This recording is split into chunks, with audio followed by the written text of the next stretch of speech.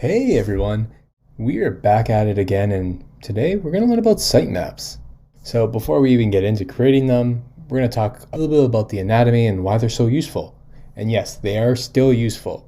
So the big question is, people still use sitemaps? Of course they do. It's not just limited to information architecture. Everyone should use sitemaps, especially designers. They help provide structure for your product. Like, look at this. We have the primary navigation, our secondary navigation. We can really plan out all the different navigation schemes within our product. Sitemaps help a lot. So what are they? Sitemaps are hierarchical diagrams of a website or an application that shows how pages are prioritized. I want you to think about the last lesson that we went through.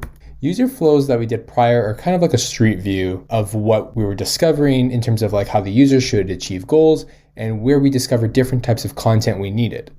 You remember this user flow over here. This is making a purchase.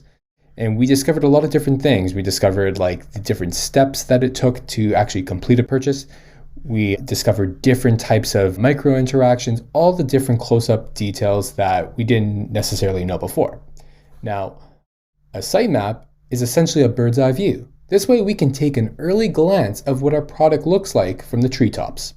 So when do we use sitemaps?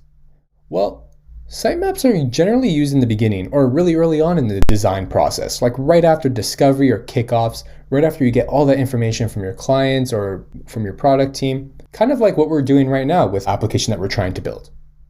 They'll really help us when we need to start working on our wireframes.